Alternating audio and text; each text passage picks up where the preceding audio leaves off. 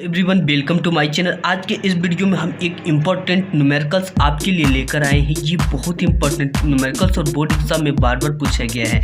तो गाइस इस न्यूमेरिकल को पढ़ लेते हैं कि एक मिमी स्क्वायर परिच्छेद के किसी तार में मुक्त इलेक्ट्रॉनों की संख्या 5 × 10⁻24 प्रति मीटर क्यूब है। यदि तार में 0.8 एम्पियर की धारा बह रही है तो मुक्त इलेक्ट्रॉनों का अनुगमन वेग ज्ञात कीजिए।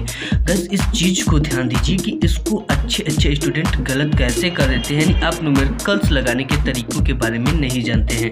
तो गाइस इसमें देखिए जो दिया है, सबसे पहले आपको लिख लेना है। दिया है, इस चीज़ को तुरंत एग्जामिनर समझ जाता है अगर आप इस चीज़ को लिख देंगे। तो दिया है ए, यानी कि ये परिच्छेद का मतलब होता है एरिया। तो ए की वैल्यू दिया है 1 मिमी का स्क्वायर दिया है। यहाँ पे ध्यान देने वाली बात है कि मिमी का स्क्वायर है, तो अब इसे हम मीटर में बदलेंगे तो 1 × 10⁻³ से मल्टीप्लाई करते हैं, लेकिन ये स्क्वायर है तो ये हो जाएगा 10⁻6 मीटर का स्क्वायर। ये हो गया गाइस। अब इसके बाद मुक्त इलेक्ट्रॉनों की संख्या यानी n की वैल्यू भी दे रखा है, तो आपको जो n की वैल्यू है वो रख लेना है। तो n की वैल्यू 5 × 10⁻24 प्रति मीटर क्यूब दिया हुआ है। ये हो गया। अब इसके बाद I की वैल्यू दिया है, I = 0.8 एम्पियर। अब इसमें इलेक्ट्रॉन की बात कर रहा है, मुक्त इलेक्ट्रॉन की जो वैल्यू होती है वो होती है E = 1.6 × 10⁻19 कूलम, ये होती है। अब देखिए गाइस इसमें सबसे इम्पोर्टेंट जो बात है वो है A बराबर इसके साथ इसका मात्रक और n बराबर जो है इसका सभी का मात्रक सबसे पहले आपको लिख देना है, और साथ ही सबसे पहले लिख लेना है दिया। इसके बाद आपको लिख लेना है हल। अब गाइस यहाँ पे हल लिखने के बाद आपको इसे हल कर देना है। तो गाइस हम जानते हैं कि जो धारा का सूत्र होता है वो I बराबर होता है I बराबर NE/AVD, जहाँ पे ये जो VD है वो आपका अनुगमन वेग है, जिसे ड्रिफ्ट वेलोसिटी या अफवाह वेग कहते हैं। तो अगर VD की वैल्यू निकाले यहाँ से तो I अपने जगह पे है अपान ये सब किस में है, मल्टीप्लाई में इस पर आएंगे तो डिवाइड में हो जाएगा, तो ये हो जाएगा NEA। ये हो गया गाइस। अब सिंपली सब कुछ दिया हुआ है, आप VD की वैल्यू को सिंपली फाइंड कर सकते हैं। I की वैल्यू कितना दिया है वो इसको सिंपली पुट कर देंगे तो ये है 0.8 एम्पियर। इसके बाद n की जो वैल्यू है वो दिया है 5 × 10⁻24 प्रति मीटर क्यूब। अब ये हो गया गाइस। इसके बाद ये E फॉर इलेक्ट्रॉन है, इलेक्ट्रॉन की जो वैल्यू होती है 1.6 × 10⁻19 कूलम। इसके साथ ही आपको एरिया की वैल्यू दिया है, एरिया की वैल्यू को आप पुट कर लेंगे, ये दिया है 1 × 10⁻6 मीटर का स्क्वायर। अब गाइस इससे सिंपली से सॉल्व हम कर लेते हैं, तो यहाँ पे हमें सॉल्व करने पर मिल जाएगा। देखिए गाइस ये हो गया 0.8, साथ ही इसका मल्टीप्लाई इसमें कर देंगे तो ये हो जाएगा 16 × 25 80, यानी केवल 8 हो जाएगा। इसके साथ इंटू, अब देखिए ये -6 है और ये -19 है, इन दोनों को ऐड करोगे तो आप आ जाएगा 25 यानी 25 आ जाएगा। अब 25 × 24 है, ठीक है, तो 25 और 24 ये हो जाएगा -25 और ये हो जाएगा 24, तो ये हो जाएगा आपका 10⁻1, ठीक है। इस चीज़ को आप समझ पा रहे हो कि इन मल्टीप्लाई में जो घाती होती है वो जुड़ जाती है, तो ये 24 हो गया और इन दोनों को ऐड करेंगे तो ये हो जाएगा आपका ये 25 हो जाएगा, -25। अब इस चीज़ को समझना है तो इसका मल्टीप्लाई इसमें करेंगे कि ये हो जाएगा 0.8, इसका मल्टी इसमें अप्लाई करेंगे तो 8 हो जाएगा, इंटू इसको देखिए ये है आपका 24 इंटू, अब इन दोनों को ऐड करेंगे तो हो जाएगा 10⁻25। अब मल्टीप्लाई में घाते क्या होती है 8 हो जाती है, तो ये 25 और 24 को जोड़ेंगे तो ये हो जाएगा 10⁻1 हो जाएगा। तो यहाँ पे अगर आप करेंगे तो ये सिंपली आ जाएगा 0.8/0.8, दोनों कट कर आ जाएगा 1। तो आपका जो VD है यानी अनुगमन वेग है उसकी जो वैल्यू हो जाएगी वो 1 हो जाएगी। ये रहा आपका आंसर, ठीक है। तो आपका जो VD है इसका जो वैल्यू होती है वो होती है मीटर पर सेकेंड। ये एक प्रकार की वेलोसिटी है, वेग है, तो इसकी वैल्यू जो होती है वो मीटर पर सेकेंड होती है। इस चीज़ को आप लास्ट में मात्रक लिखकर आप इसको लाइनिंग कर साथ ही इसके ब्लैक पेन से आंसर लिख देना है। ये तरीका होता है क्वेश्चन को सॉल्व करने का। और ये क्वेश्चन और देख लेते हैं गाइस, ये भी बहुत इंपॉर्टेंट है, जिससे अच्छे स्टूडेंट गलत कर आते हैं। तो आपकी गलती ना हो इसके लिए इस चीज़ को आप समझ लीजिए। तो गाइस इस चीज़ को समझने के लिए पहले कैसे ए व बी के बीच तुल्यता ज्ञात करना है। तो गाइस ये जो फिगर बनेगा, ये फिगर इस तरह से कुछ कन्वर्ट हो जाएगा।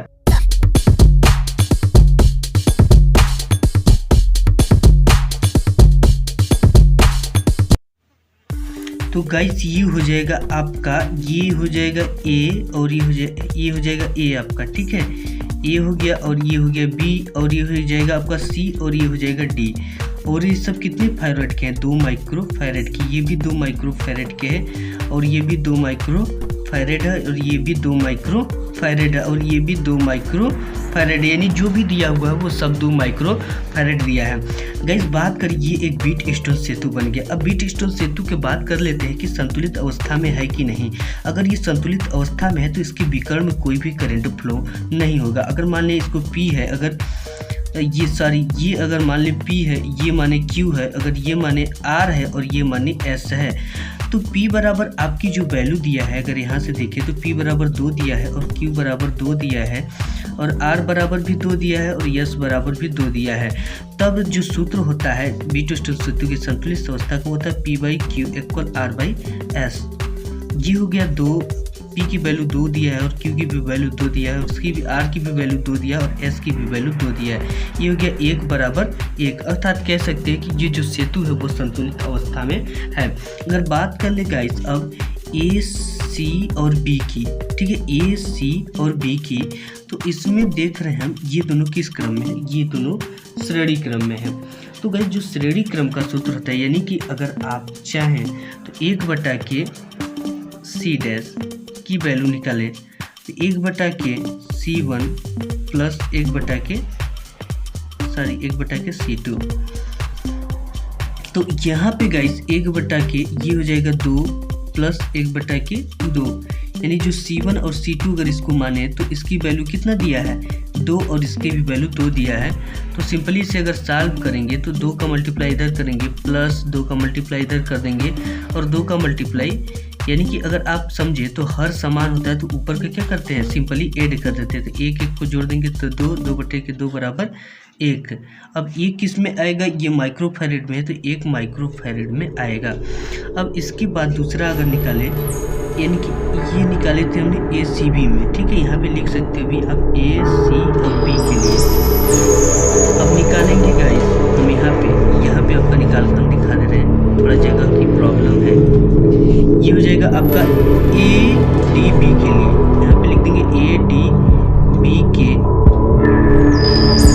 ADB के लिए हम क्या निकालेंगे? 1/के C" इक्वल 1/के C3 प्लस 1/के C4, 1/के 2 हो जाएगा प्लस 1/के 2, ठीक है गाइस यहाँ पे। और देखिए यहाँ पे 1/के C जो 1' है इसकी वैल्यू 1 कितना ही है, यहाँ पे दोनों कट गए, 1 माइक्रो फैरेड आई है। यहाँ से C' की वैल्यू निकाले, ठीक है गाइस, हमें C' की वैल्यू निकालना है तभी तो ये चीज़ें समझ में आएंगी। तो आपको क्या करना है कि इसका मल्टीप्लाई इधर करना, 1 और C' की जो मल्टीप्लाई है वो इधर कर देना, C' और 1 माइक्रो फैरेड। यहाँ से C' की वैल्यू निकाले तो आपका आ जाएगा सिंपली C' बराबर 1 माइक्रो फैरेड ही आएगा, ठीक है। C' की जो वैल्यू है वो 1 माइक्रो फैरेड ही आएगा। इस चीज़ को आप देख लीजिए, C' की जो वैल्यू 1 माइक्रो फैरेड आएगा और यहाँ से C" की जो वैल्यू है उसको भी आप सॉल्व करोगे तो कितना आ जाएगा? 1 माइक्रो फैरेड। अब देखिए आपको क्या करना है कि सिंपली A और B के बीच निकालना है धारिता, ठीक है, CAB। अब ये जो दोनों बनेंगे ये समांतर क्रम में बन जाएंगे, यानी कि इस चीज़ को हमने सॉल्व किया तो ये जो फिगर बन जाएगा ये कुछ इस तरह बन जाएगा, ये ऊपर हो जाएगा 1 माइक्रो फैरेड ये वाला भी आया है और 1 माइक्रो फैरेड ये वाला भी आया है, A और ये B है। तो इन दोनों को अगर आप ऐड करोगे तो ये आ जाएगा आपका सिंपली, ये गाइस दोनों को ऐड करेंगे तो ये आया पहला 1/1 प्लस 1/1। ठीक है, ये आपका नेक्स्ट जो इम्पोर्टेंट क्वेश्चन है गाइस वो है दिए गए चित्र में ए व बी के बीच तुल्यधारिता ज्ञात कीजिए। तो गाइस इस चीज को समझने के लिए पहले चित्र को ध्यान से समझते हैं, उसके बाद इस चीज को सॉल्व करते हैं। तो देखिए गाइस, ये अगर देखिए तो ये कुछ बीट स्टोन सेतु जैसा हमें लग रहा है, क्योंकि इसमें भी एक बिकड़ लगाया हुआ है। तो इस चीज को अगर हम व्यवस्थित करेंगे इस चित्र को तो ये कुछ यू बन जाएगा, यानी कि सिंपली ये जो फिगर बनेगा वो इस तरह बनेगा, आप देख सकते हो।